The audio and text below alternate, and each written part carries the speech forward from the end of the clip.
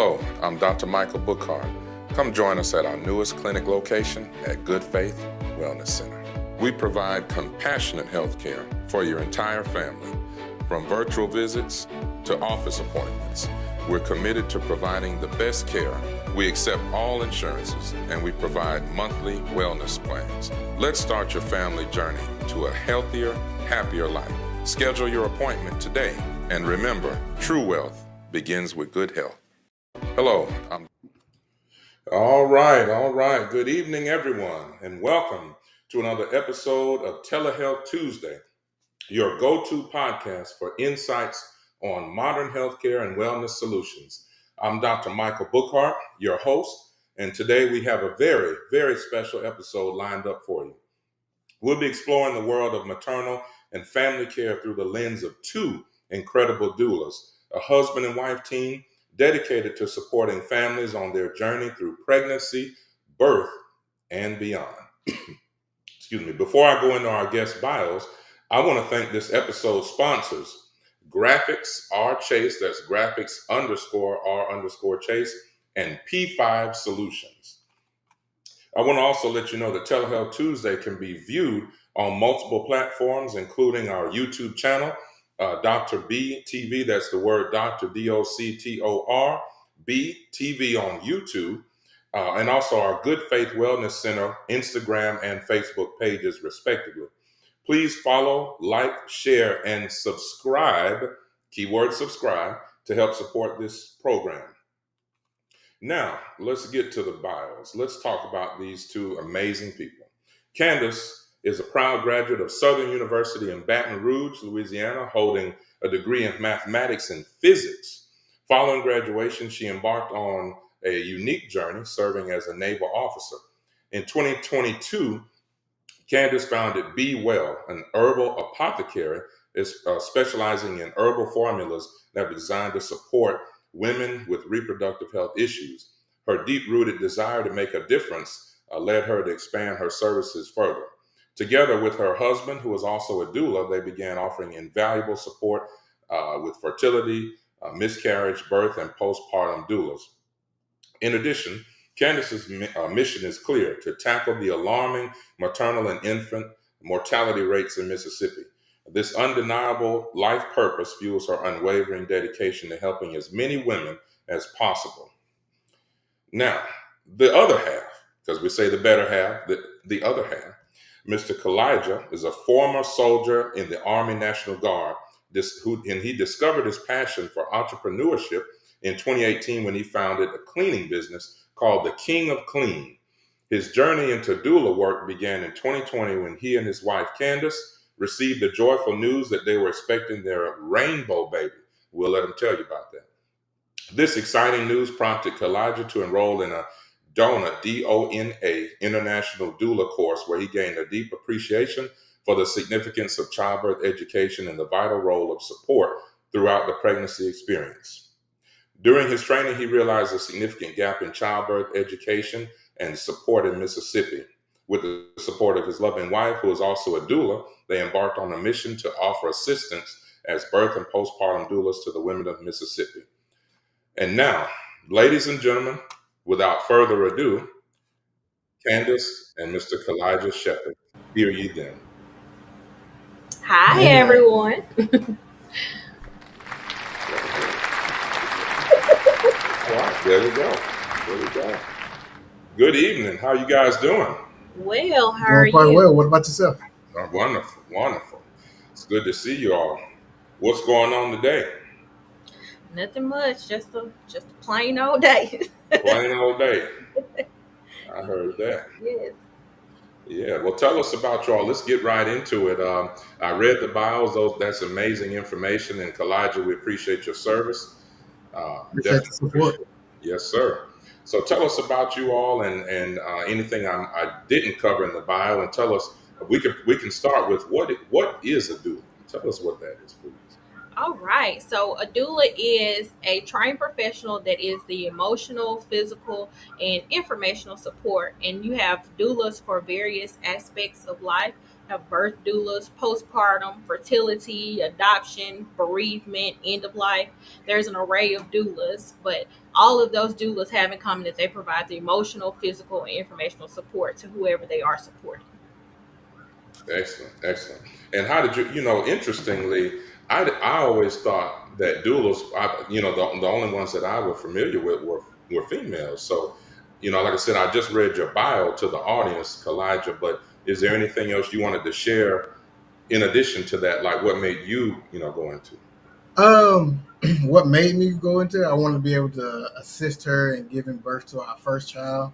And then in that process, I learned a lot about childbirth. And I learned that information is not widely spread around in our community or any community for that matter from a male's perspective, because we all know that, oh, I get my mother or my auntie or whoever to go and help me deliver this child. So having a father or the supporting significant other in the room and having them educated was something that I was interested in assisting with.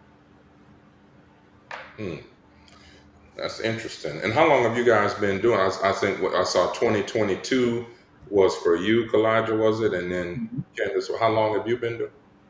So only a year. Okay. I've supported births before actually becoming a doula, but only a year of me actually being a doula. Okay.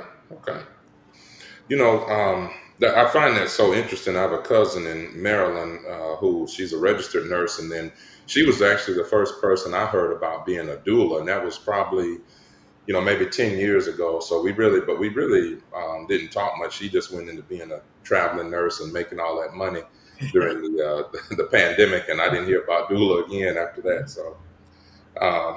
So what about this? Do you have, what about the experience with different types of births, home births versus hospital births and water births? Like, is there any information? Could y'all tell us about that? Do you all engage in those different types of births? Yes, absolutely. So when we do our doula care, he mainly deals with the father and prepares him all the way up into the hospital birth or the home birth, and then I'm the one that actually attends the birth. So he does like all of the front end type of stuff or back end type of education and support, and then I'm the one that actually attends the birth. So I've attended home births, I've attended hospital births, I've dealt with C-sections, VBACs, I've seen it all. Natural vaginal birth. I've seen pretty much. I would say the only thing I think I haven't seen is a twin birth. So Only thing is that you haven't seen was a twin birth. Yeah, I haven't seen a twin birth yet. So if anybody out there knows some twins coming up, y'all gonna invite me to the birth? Yes. Well, come on. So, I think some people would ask, like, how do you? Oh wait, hold on. Because we are live. Let me. I got my prepared questions, but I can see on our new platform, we can see the questions coming in. Maisha says, I'm so excited. Was the statement? I'm so excited to know that there's a doula presence here in Mississippi. I was a DONA certified doula many years ago before I began my nursing career. Okay. We appreciate that comment. And ladies and gentlemen, also, please feel free to come chime in anytime. Don't all ask questions at once. We are here. This is a fully interactive. I can see definitely on Facebook. We've got Good Faith Wellness Center streaming on Instagram. We see a couple of folks joining on that platform. So please feel free to ask questions. You said you had Maisha says, I had a doula at my twins' birth back in 2003. Right. That is amazing. So you guys, what specific services do you guys offer, during the process? What specific services during pregnancy, labor, and also postpartum? Like maybe just a little bit more of a specific for what you guys offer. Yes. So we offer. We have different packages for our birth clients, and so with the package, the all-inclusive package includes monthly postpartum in-person visits. Then we also do weekly check-ins with our clients, and then in addition to that, we also have herbal support because I'm also a herbalist, and so any Oh. So any clients that are wanting any type of herbal formulations, that's also a part of that package. And then I can attend their doctor's appointments with them, pretty much whatever they're wanting. And then after that, I'll go on to support them for their labor and delivery. So usually our moms like to labor at home, and so I'll join them at home and labor with them there until they get ready to transfer to the hospital. Or if they're having a home birth, I stay with them through the entirety of the process. And then we, like I say, if we're having a hospital birth, we'll transfer to the hospital, and I stay with them all the way up until they get to usually the postpartum recovery floor. And then I also offer placenta encapsulation. So Kelajah doesn't deal with the placentas, but I do placenta encapsulation. I see you shaking your head back there, brother. Why do you say that you don't? Why do you shake your head with the placenta? What makes I don't know, it was more so her goal to be able to provide the extra nutrients and information about placenta encapsulation and the various services that she provide for those placenta. But like she said earlier, I'm more so focused on the fathers and improving their knowledge about birth, and then the afterbirth of what to expect, how to overcome a fussy baby, a gassy baby, things of that nature, to better help them bond with their new baby. Okay, all right, excellent. We've got another question there, Lynn Port. What's an example of an herb pack? Hey, I'm so glad you said that, because I was gonna definitely ask that when you said herbal, you had me at herbal. What's an example of an herb package that someone would ask for, and what do they do? Okay, so an example of some herbal packages that somebody might get would be a postpartum tea blend. So the tea blend that I create is all created by me, and it is used for helping with recovery. So the hormonal recovery, helping to balance hormones, and it also helps to establish milk supply and also increase milk supply. So it's like a two-in-one for that. Another thing that I create is a postpartum sitz bath. So for any women that have had vaginal births, I create a herbal sitz bath where they can brew it and then put it into an actual sitz basin or in a shallow bathtub, and they can soak their bottoms in the herbal blend, and it'll help to reduce swelling, reduce bleeding, just to help increase the healing. I do make herbal products that are included in the pickles and popsicles postpartum boxes. So I make the postpartum sitz bath, I do a bath salt, and then also the postpartum herbal tea for pickles and popsicles. Pickles, and what's the is that just for the enjoyment of the mother, like just knowing that women have those very different cravings during those times? Pickles and popsicles, is that So that's the name of the organization. It's a Mississippi oh organization. Yeah. oh sorry. The pickles and popsicles, but I mean that sounds like a Yes, pregnancy food, it you know is. what I That's mean? what it's based off of. Yeah. Okay, all right. Let's see. Go, Joe. Do sweet potatoes make you have twins? Nah, I've never heard of that. I That's one of those hadn't heard of old that. wives' tales. Yeah, I haven't heard that. I hadn't heard that one. We've got David Nathan. Oh, that's David Stewart. What's going on, David? Watching from Huntsville, Alabama. That's my alma mater, the Oakwood University. We appreciate you joining. I think that's another first time viewer. So we appreciate you being there. I see Antonio over there as well from Huntsville. Lynn says, why would I get my placenta encapsulated? So I would say I'm gonna get to that point, but I want to say that as Black women, I feel that we all should be taking our placentas home. And whatever you decide to do at home with your placenta, that's your right. But I feel because it is our biological property that we should be able to say what we want to do with that. And so, for the people that do choose to get their placentas encapsulated, it's good for boosting milk supply. It's also good to balance hormones. You get an iron boost because you lose a lot of blood after you've had a baby, and so it helps with the iron stores in the body. It also has been shown to help with postpartum depression. So people that have had a tendency to have depressive states prior to pregnancy and during pregnancy, it really helps them with postpartum depression. And it also helps, they say, I don't know for a fact about this one, but it also helps with the postpartum alopecia, helping to not lose as much hair postpartum. Ah, okay, okay. That's that is very interesting. We got some more chat on there. We're saying, well, I heard it was it goes for 20,000, and Lynn said that's what I heard too, Coach. We- I'm glad that everybody is so engaged on here.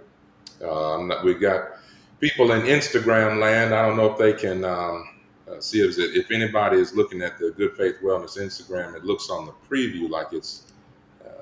I don't think we can. We're kind of, it's narrowed, so they can't see all of us on there. But we'll get that one. We'll take a look at that. Instagram is very finicky. That's the only streaming service that's given us this issue. David Stewart says, I've never heard of placenta encapsulation. Please explain it and how it is prepared. Yes, so placenta encapsulation is where I go to the hospital, I receive the placenta, or the client, they can choose to drop off their placenta to me. So once I receive that placenta, whether I'm getting it from the hospital or they're bringing it to me, I go ahead and I clean it. And so when I clean it, I soak it in a lemon juice and vinegar soak, and I let it soak for a little while, and it helps to kind of draw all of the blood out of the placenta. And then after that, I kind of scrub it, inspect it, because you'll be surprised what you see when you inspect the placenta. If there's a missing piece or something there, then that could be retained product that's still inside of the mom's uterus, and that could be a cause for concern later on. But inspecting the placenta and making sure that all of the pieces of it approximate well, and then after I do my cleaning and everything, then I steam it for a short period of time. After I steam it, I chop it, allow it to cool down, and then I put it into a freeze dryer. And after I put it in the freeze dryer, it evaporates all of the moisture from it, and you just left with basically freeze dried or dehydrated placenta. And then I grind it up, and once I grind it, I put it into capsules, and then I package the capsules, and the client consumes them. Wow. I think we need to. All right. So what I heard is chopped and screwed. So you done freeze dried, you done chopped it, you done altered it, you done freeze dried it like spaceship food. And Yes, then you're saying that these ladies then ingest the placenta yes, after all of these procedures have been accomplished yes, and done. yes. That is But fascinating. I was gonna say, in addition, so I do have a lot of clients that they may not want to ingest their placenta, but they're wanting to do different things with it. So I also do placenta prints, where I will do like an outline of the placenta on the canvas. And so they hang that in the baby's bedroom. I also do where you can take the umbilical cord and dry it. You can dry it into like the baby's initials or a heart, and paint it a certain color, and that's a keepsake that they have. I Wow. also do a tincture. So if they're not wanting to actually take the capsules, I can make a tincture, an alcohol based tincture, where it lasts for a longer period of time, and they can consume it that way. And I also have where I do a herbal salve. So I mix other herbs with the placenta and some other Okay. oils, and it'll be beneficial for the baby or for the mom if they have any type of skin condition like eczema or a cut, burn, scrape, whatever it is. And it's very healing for the skin. Wow. That's amazing. Yes. I mean, and I did some basic research on doulas before we talked, but of course, we didn't go into all that. I'm still stuck on chopped and screwed and freeze drying. I'm still stuck on that. But and then so they can have a keepsake of the umbilical cord, Yes. and okay, would they frame it, or would they kind of wear it? Like, how did that? So normally they can do like a little shadow box with it. When I dry it, I put it into this little packaging with the cute little saying behind it, so they can leave it in that packaging and just kind of put it on a display somewhere where it can be seen. Oh, that's amazing. We have Raylan's Universe. Is it true about how much a placenta costs I've heard it's well into the tens of thousands of dollars. Absolutely. It ranges between $20,000 to $50,000 Wow. for one placenta. Sure does. And is that the cost? Would that be the cost, here in the United States, or is that other countries that would be seeking to have the placenta like delivered over there or coming here, or is that right here at home? So right here, I don't know about what the other countries are doing, but yeah, right here. Okay, all right. So I think I'm sure some people in TV land are thinking, I wish I had a placenta right about now. 10,000. Cash it in. Yeah. And the right Wow. conditions. Yep. Jasmine Chapman. Hello, good evening, Jasmine. A new supporter, new viewer. Has she experienced a patient who chose to have a lotus birth?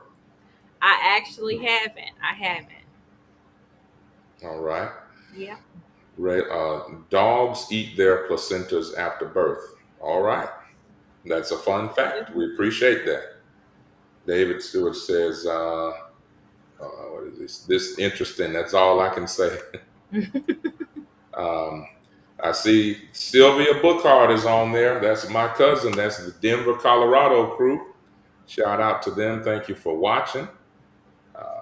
Lynn says I gave 3 away. I don't know if we're talking about placentas or I'm gonna stay away from that one, folks. I'm just gonna stay away from that. So what? So obviously the bulk of you guys, what you all offer is it's three placentas. Yeah, I gave 3 placentas away. Okay. So what is it? So okay. So which do you? Yeah. I was going to ask about what is your mainstay. Of course, I'm guessing obviously it's in the birthing process with doulas, but we know that doulas do other things. Even in the post-mortem period, naturopathic. You talked about the herbal. So, but I guess we would assume. Is it safe to assume that the majority of what you do is in the birthing process? And if that's true, then the second part is, what's your most enjoyable? Like, what do you prefer to be a part of? So we do work in the birthing phase, and then or the prenatal phase, and then we also do a lot of work in the postpartum phase also. So Kelajah just the other day met with a postpartum dad and kind of helped him with bonding with his baby and feeding the baby, and maybe you want to talk some more about that. So something he was dealing with is he was going through a phase of not being able to communicate how he would like to be able to communicate with the child. Mm-hmm. So we just went over different techniques to help soothe him, because the baby would be fussy until the dad gave it to the mom. So in that case, the baby loves the mom because they've been with him for like 10 months at that point. So to have a new person come in, like, who's this holding me?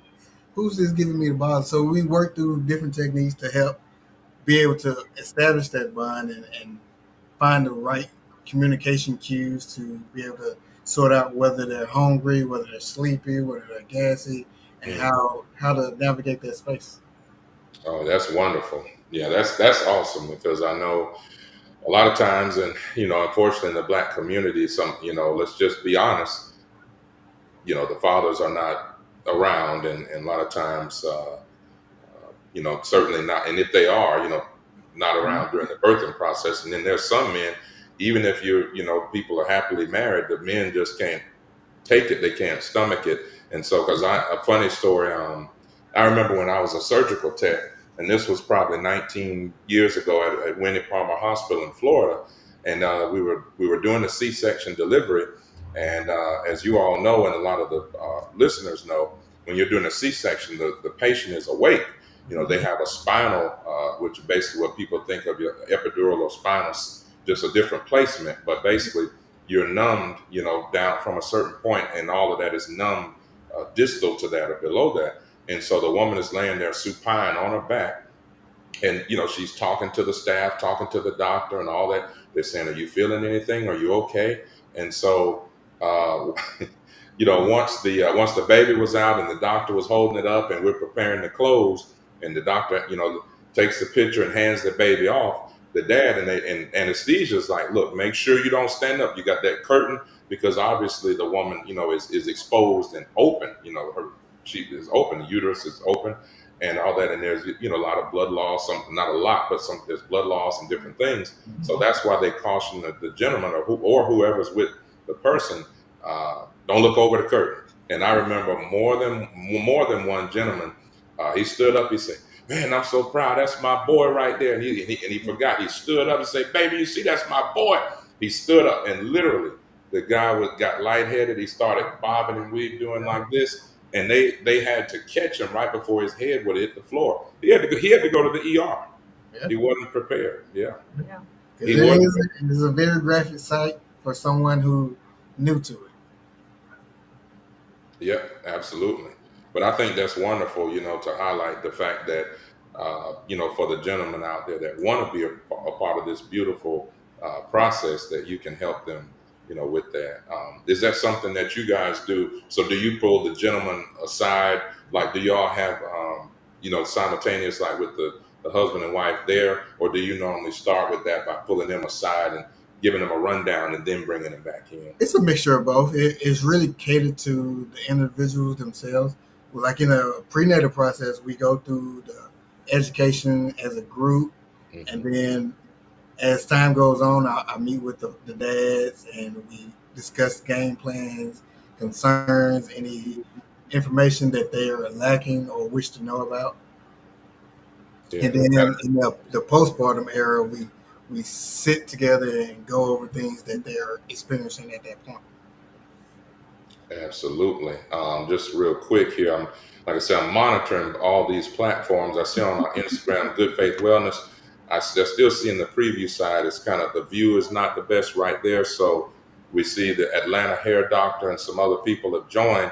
If certainly if you can hear us, feel free to stay right there. But if you come over to Dr. B TV on YouTube, you can see us there. Full form, you'll be able to see Kelajah and Candace right there, and yours truly.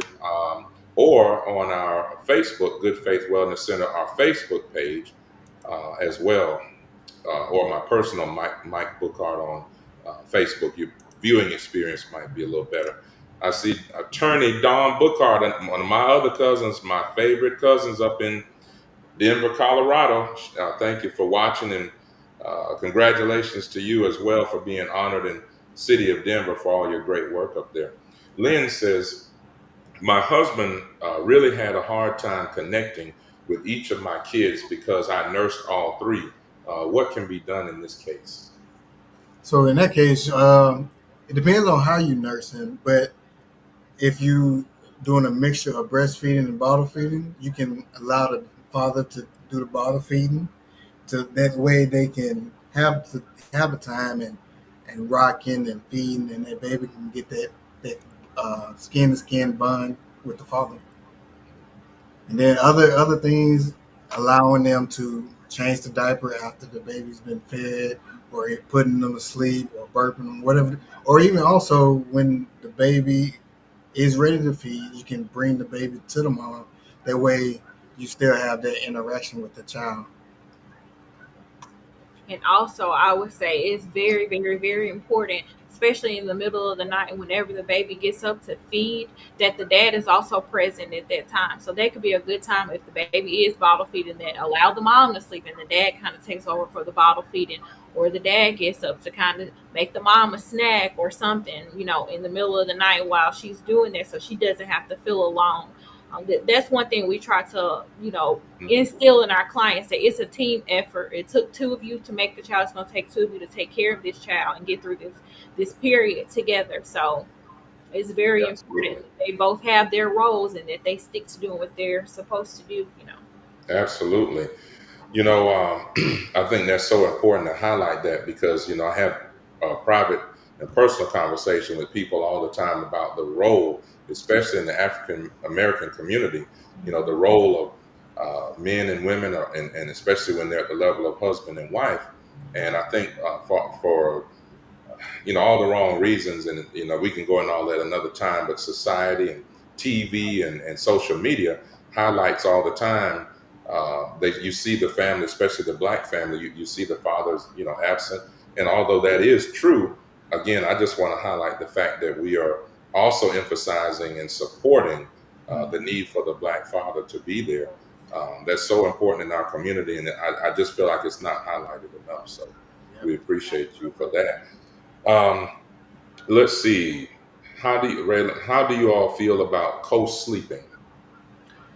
We've been doing it for going on 4 years now. Yeah, we have two little girls, and we've co-slept with both of them.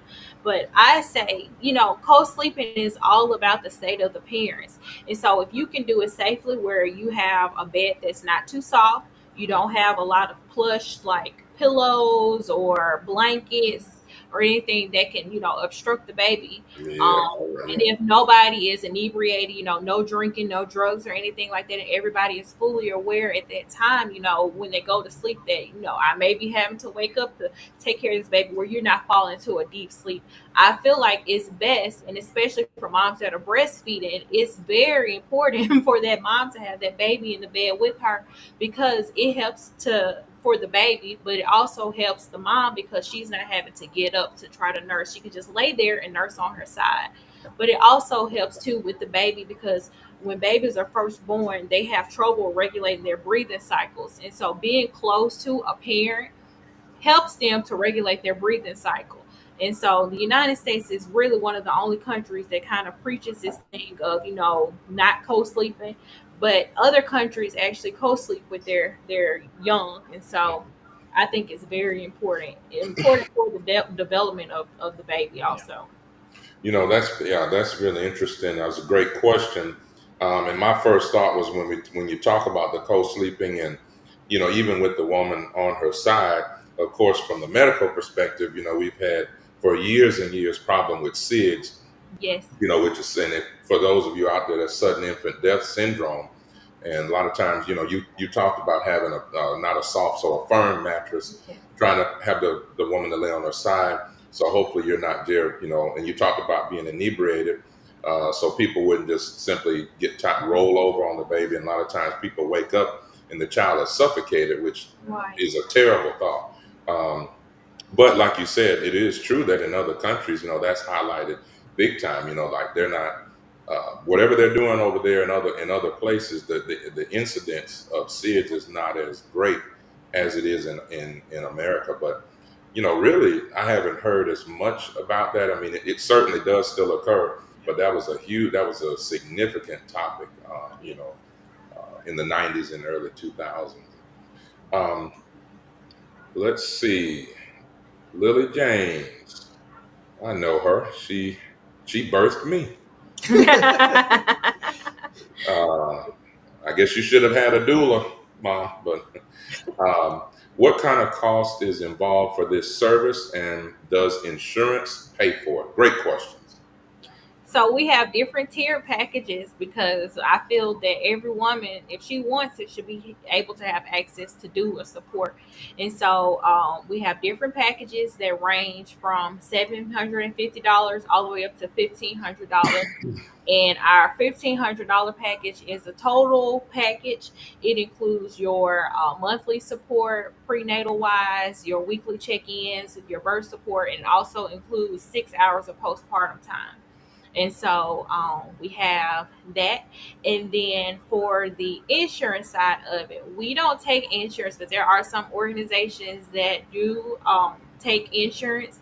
Medicaid right now isn't one of those that takes insurance for doula support, but there are some other organizations that do allow their doulas to be funded by insurance. Yeah, that's an absolutely necessary. I think that this is such an amazing service that you all provide. Now, a personal question from me and what my thought process. So, if a patient has because just last week we had the incomparable Dr. Tamika Johnson on here from Lakeland Premier. They're on the top floor in our building. They're on the 6th floor. We're on the 3rd floor. and we had an amazing Telehealth Tuesday. And we had a lot of questions, especially about uterine fibroids and kind of the management of that and some other things. But anyway, I'm thinking that if somebody has a beloved OBG, their doctor who has, delivered their last couple of kids, and so they want the doctor, but they want the doula there. I can imagine answering my own question, is that allowed? I would imagine the answer is yes, but how do you all, um, how do you navigate that? Is it that who actually will literally deliver the baby? Like, say, if it is a vaginal birth, who would actually deliver the baby and do that? And what would your role be simultaneously, side by side with the physician? Yes. So whenever we get into the delivery room, the doctor is there, the labor and delivery nurses are there, and then if they choose to have their doula, I'll be there. And then if they want an additional support person, so maybe our husband or mom or sister, whoever will be there. So typically it's they get two visitors, they get to come, and usually the doula is one of them, and so they have one additional person. And so during the process of laboring, typically I'm the one that's helping like with position changes, kind of monitoring, what stage of labor the mom is. So knowing, depending on what stage she's in, what positions to put her in, how she's progressing, what I need to do, to get her to progress a little further. But when she's actually delivering, it's kind of me just supporting the mom emotionally at that time. It could be a little bit of the physical side, but the doctor is the one that's in charge at that time. And then also working with the OBG, um, we in the prenatal process we go through like what their birth plan is, what their expectation, and then they deliver that to their OB.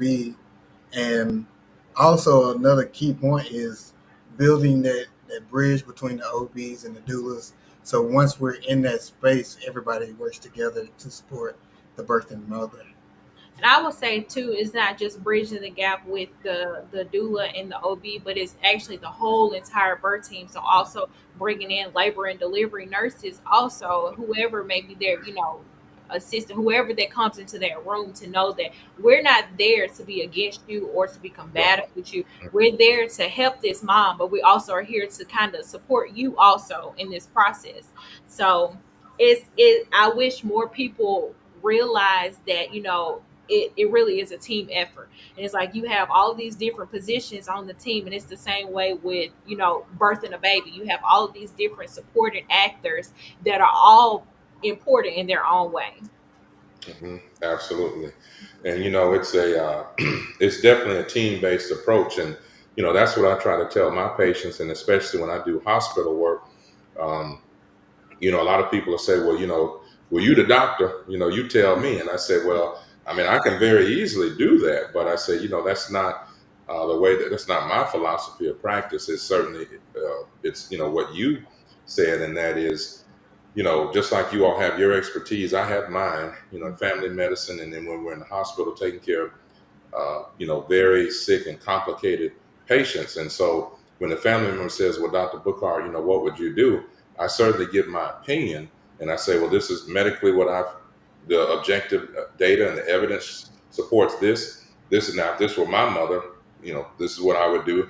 But at the end of the day, the choice is yours, and we are all a team. And like you said, everybody is equally as important. And, that's from even the people that clean the floors and changing the sheets all the way to the doctor, to the management and others. So yeah, this is definitely a team-based approach. And And to speak on that, the information part of the process is still ultimately their decision. As a doula, we're just educators and supporters. So we don't tell you, hey, you should do this or do that. We just inform you about the process and the procedures that take place during birth, Yeah. so that you are informed when it comes time to do a C-section, or why this C-section is needed, or whatever the case may be. Absolutely. I like to tell my clients or our clients also, I want you to know about every aspect or every scenario that could possibly happen with you walking into this hospital. And so we educate them on, even if you're not expecting a C-section, what a C-section looks like. What can you expect with that? What does a vaginal birth look like? What can you expect with that? What does the epidural do? What are the pros and cons of that? These medications that you can take for pain management, were they all about? What can you take? What are the pros? What are the cons of that? Vaccinations for your baby, if you wanted to do that, what are the pros? What are the cons? So we try to do all of that, on the forefront of everything. So when they actually get into that hospital room, it's not like they're like, okay, Kelajah, What should we do? what are we gonna do now?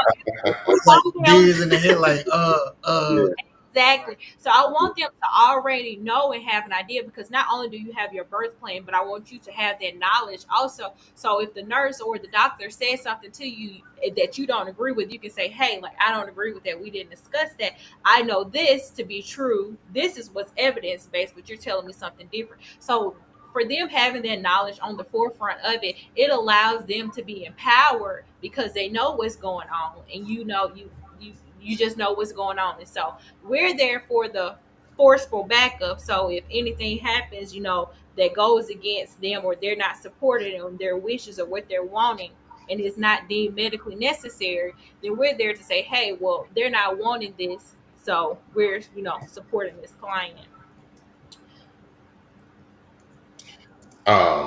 Okay. All right. Well, that's excellent. We appreciate those questions. And I've got let's see, because this is really great, guys. We appreciate the questions. Keep them coming. I had literally, I think, about 18 questions for y'all. But this is better. I prefer, please keep the questions coming. We love the participation. All right. So let's go back. Raylan's Universe. I heard today that some people can turn their breast milk into a powder for longer use. Do you guys do that?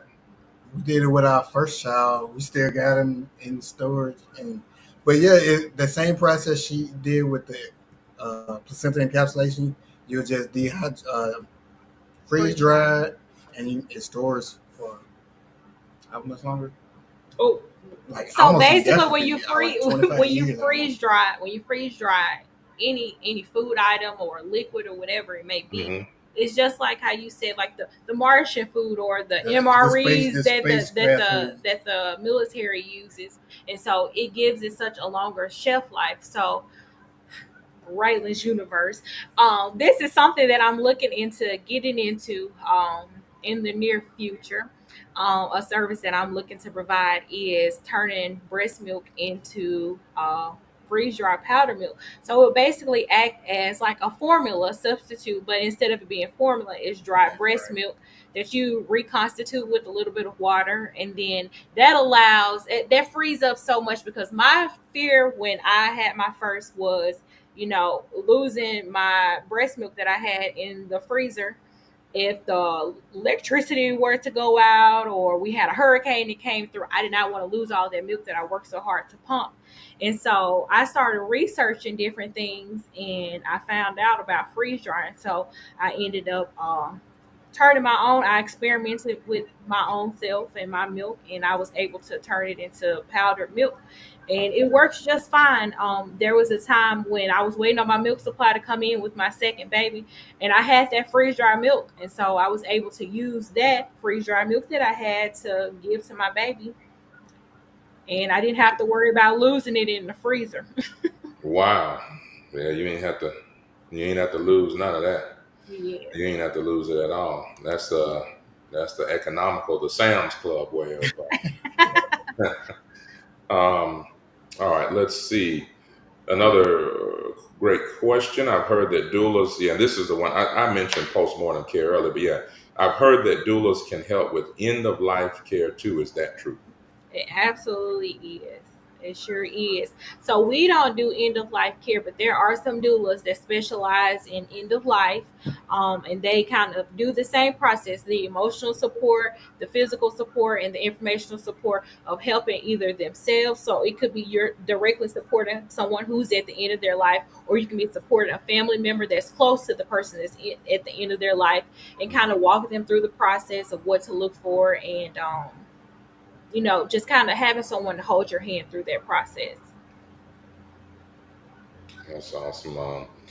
Maisha says, when we were talking about the question was asked about the co-sleeping, she says that was always a tough one for me to answer as a NICU nurse because I co-slept with all of my babies, Yeah. but I was supposed to teach parents not to do it. Mhm. All right, interesting. Any other questions, good people? Please keep them coming. This is a live show. I repeat, this is a live show, so please, we love the interaction. But look, I think I've gotten caught up on all our questions so far, so I'm gonna move back to mine. Okay. So let's talk about philosophy on childbirth and how you support the different birth plans when it comes to natural, medicated versus cesarean section. Um, is there one that you guys personally like prefer to work with or be a part of, or are they all the same? The whole process is just magical, or is it more? Do you find that maybe the C-section more complicated with the healing and the pain, or? So I feel that they're all very important. If I do say I have a preference, my preference is definitely natural unmedicated birth. However, I would say, with like cesarean sections, um usually they only have one person that goes to the surgery with the client, and so typically they would choose for their significant other or whoever their supportive person is to be there. So with that, I would do more work on the postpartum side with supporting that mom versus me supporting her more so in the delivery room. And then Okay, with okay. our natural unmedicated or even epidural, we'll just say vaginal birth moms. It even though they may have epidural, there's still a lot that we can do with position changes and all of that to support Mhm. them with laboring. But yep, I'm able to support whoever and whatever they're wanting to do and whatever There are some scenarios where it's medically necessary for the mom to have a C-section. So if that happens, then yes, we absolutely are willing to support C-sections or whatever way they decide to birth. If they want to birth at home, we'll be there. You'll be there. We'll Is, be there. is there any is there any extra costs associated with that or anything like that? It When is. you, when you, No, oh, I'm sorry, you said no. No. no. Okay, okay. All right. Well, another thing. So I wanted to ask about, in the case, like, let's say a person is not available. Like, is there a back? Like, how do you handle situations where you might be unavailable? Is there like a backup doula? Is there a system in place for that? Yes. So my backup doula is my husband. Yeah. Hey, There you go. So I'm the primary that attend the birth, and then I do have him as my backup doula. Mhm. But I was gonna say we haven't ran into any scenario yet, fingers crossed, where Okay. we would need someone outside of the two of us. Okay. Okay. Okay. And what would you say? What would you say is something that's been your most challenging? The most challenging experience that you've had to encounter, and how did you handle that? Hmm, I'll let you do that one. I would say for me it would be just watching the process and knowing that other than the comfort measures and the verbal reinforcement, there's nothing you can really do to help them. Just to let it play out. But other than that, that's about it, really. See, let me come back to my challenging experience. I'm trying to think. I have to think on that for a while. Got to think on it. Yeah, I do. Yeah, I mean, because I know that I've definitely had my share of challenging ones, and working at that hospital. Like I said, I was a tech at the time, but I just thought that would be, interesting to get you guys, to get your insight on that. Well, we'll come, but you're going to come. We want to come back, put a pin in that one. Yeah, we'll come back to it. We'll put a pin in it. Let's see here. David says, how does the role of the dollar compare with the midwife, and is midwifery? midwifery is still in existence. So you're saying the role of the okay, I think that might have been a typo. Dave, are you saying how does the role of the doula compare with the midwife, and is midwifery still in existence? It sure is. So doulas provide the emotional, physical. Like I said, y'all have this ingrained in y'all little head, but the emotional, physical, and informational support. And the midwife is more of the clinical expert. And so we are kind of, I like to say, we are the waist and above. We aren't touching any parts of any kind. We're not doing cervical checks or anything. Babies. We're not catching babies. And the midwife, they are the ones that specialize in catching babies, doing the prenatal care, suturing, and all of that stuff. Okay. I'm actually a midwifery student too, so. You just wait a minute now. You're just doing it all now. You're gonna have several checks coming in. Now I need to go. Just put me first on the list for a loan. All right, we'll put you there after our children get their cut. Yeah, right. You got to. Yeah, we love the kids. We love the kids. Carolyn Grant says, I think this might be another first-time viewer. We appreciate you for being here. When will you start freeze-drying milk as a business? Well, Carolyn Grant Jackson is actually my mom. Hi, Mama. Yes, hey, Mom. Hey, Mama. So, we working on it. I wanted to do this big reveal, but I was gonna say I may just have to, just go on and do it. Since we just started talking about it, I might as well just do it. Wait a minute. Are we gonna reveal right now?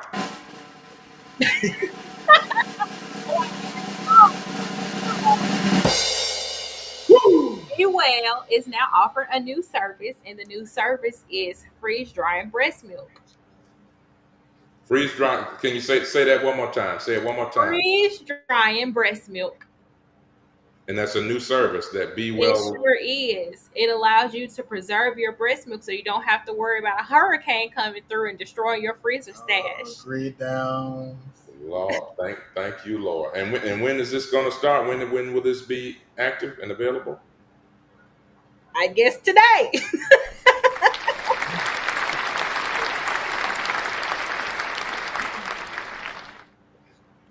I love those effects.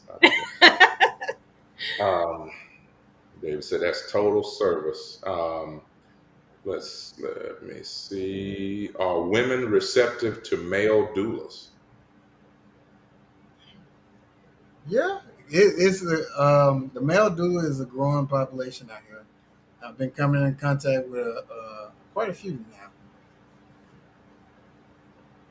I think it's still kind of a little taboo, Yeah. but I say you can have a male OB, and some women don't bat an eye on that. Some women prefer it, actually. That's right. Yeah. That's right. Yep, a lot of women prefer it. Yes. Absolutely. Let's see. I think we missed one here. Where can we get your products? So you just alluded to that, but yeah, where can we go to get your products? So right now you can get my products in the Pickles and Popsicles postpartum box. And then in addition to that, I need to update my website, y'all, so don't get on me. But in the meantime, you can message me at bewellbycandace@gmail.com if you're interested in any herbal product until they're on my website. And then when they get on the website, my website is Bewell by Candace, BEWELLBYCANDACE.com. Awesome. That is amazing. What other products do you all have for non-birthing clients? So we have cyst assist tea. So cyst assist tea is for women that have ovarian cysts or PCOS. We have a blend for anyone with premenstrual syndrome. So if you have really bad PMS symptoms, it helps with that. We also have a blend for women that may have a heavy menstrual flow to help decrease the amount of blood that's lost. We have Fertility tea. Oh, we sure do. We have a fertility tea, and it's to help women to be able to conceive, to help with that process. And then we also have our herbal products that I mentioned earlier, the postpartum tea and all of that also. And that is awesome. That now, are those products that I know you said they can get them directly from you guys, but is that something that you all would be willing to, here I am kind of giving, but is that something you'd be willing, because, there are a couple of naturopathic stores here. There's one in North Jackson, uh, over by Social 21, and there used to be one by Johnny. I think that's the same one, but anyway, there's a couple of places that I know would love to do that. Are you all interested in retailing it, like in that manner? I'm definitely open to it. Okay, I just need a 8% cut. Just give me 8%. We got you. Let's see here. Do you and your clients experience negative attitudes in the hospital settings from nurses and providers? Mm, Absolutely. Unfortunately, Yep, mm. we sure do. Yeah, Yeah. because you have those that feel like we're stepping on their toes because we're in their environment. Yeah. mm. Wow, We've gotten some nasty attitudes. So really? yeah, we have. Are these now? We won't attempt to start no mess, but are We these ain't gonna be messing now? it. Are these, would you say, the attitudes that you're receiving, are they more from uh, the physicians or the nurses, or maybe the mid-levels like midwives and nurse practitioners and PAs? Nurses. Yeah, nurses. Nurses? Okay. I'm going to leave it there, folks. I'm going to leave it there. Let's see. Sylvia says, are you able to train other doulas, and do you travel? So I Training, don't. not yet. Yeah, don't train other doulas. I would say, I have had a few other people to reach out to me about shadowing under me. They were looking to Okay. become a doula with whatever particular organization it was, and they were just wanting to shadow under a doula. So I've had a couple people to reach out to me for that. And then, yes, I'm willing to travel. We love to travel. So All right. wherever Just include that wherever the need is, we will go. just include that in the fee, right? Yes. All right. And I Somebody like said, to say too, we barter also. So if someone feels that they can't pay our service fee, then I say, well, what do you got to barter? I need me a cow or a goat. well, well, I think, you know what? Can you say that again for the people in the back? What that Yes. bartering? So I'm willing to barter. If you have some type of service, I need my hair done. Kelajah, he need the yard cut. I mean, whatever whatever services it may be that you can provide to us, or if you have a cow or a goat, because we looking in homesteading, whatever that may be, I'm sure we can work something out. That's a man. Well, y'all, ladies and gentlemen, you heard it first. You heard it first. They will barter. We So sure will. I don't know if you can trade in your children, or maybe you Oh, don't. we We ain't don't taking want those. them. Okay, all We right, ain't taking those. all right. Jasmine says her services sound amazing. Makes me want to have another baby. Go ahead, two more. Go ahead, Jazz. Oh, all right, all right. Hey, you probably do them twins, and they will get that experience. Wow, somebody put nurses. Oh, they being messy. They being messy. Uh, okay. Wow, I can't believe it. It's 7:59 already, man. I mean, it was literally just 7:05. I think 7:03 or something like that. When wow. I tell you what, because we do try to, we try to run on time. I have no problem going over, but I know that if we were in true TV land, if we go over 8 o'clock, they start finding you. So, Yeah. I do want to give anybody, I'll tell you what, let's take two more questions. Dave just popped in with one. Whoever gets the next question, that's it. One more question. Come on, one more question. It's a race. Um, but after y'all answer these, I would love for you all to just kind of give a closing statement, again, tell us, well, they can see your names. Just tell us, where you're located. Maybe say the website or the DMs and all the handles again, and go on in anything you want us to know. So David says, how long have doulas been in existence? Since the beginning of time. Beginning of that would my answer. Yes. Beginning of time. I know All right, we got time for just one more if anybody's going to say, but please feel free to give us all your information. Tell us where you're located and where we can find you. Anything you want us to know. All right. So we are located in Pearl, Mississippi, but we travel throughout central Mississippi. We will travel further to another state or whatever, if the price is right. And then you can find us on social media. So that's on TikTok, Instagram, and Facebook at Be Well by Candace. And it's BEWELLBYCANDACE.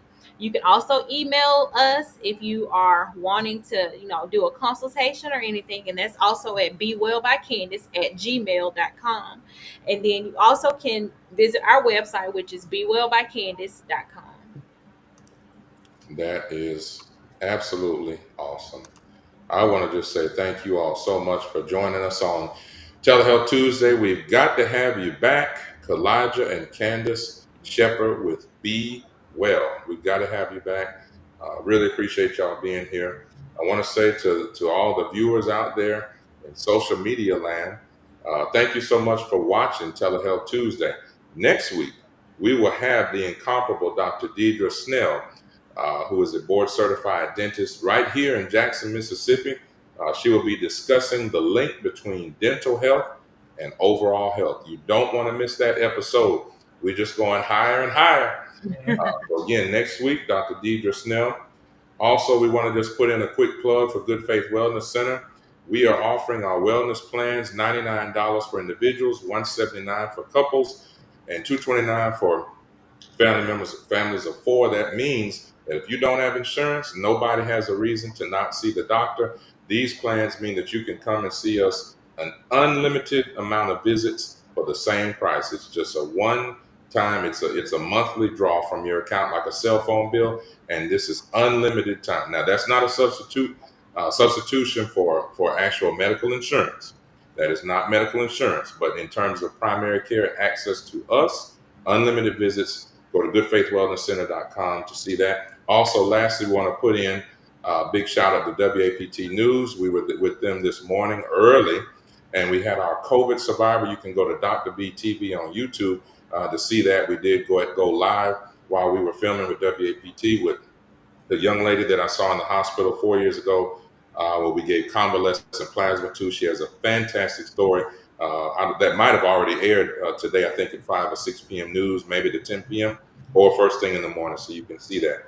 So God willing, we're going to see you guys. We will see you next week, always on a Tuesday. And remember, true wealth begins with good health. Bye for now. Thank you.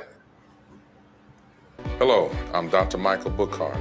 Come join us at our newest clinic location at Good Faith Wellness Center.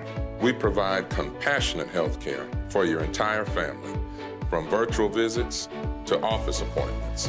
We're committed to providing the best care. We accept all insurances, and we provide monthly wellness plans. Let's start your family journey to a healthier, happier life. Schedule your appointment today. And remember, true wealth begins with good health. Hello, I'm Dr. Michael Bookhardt.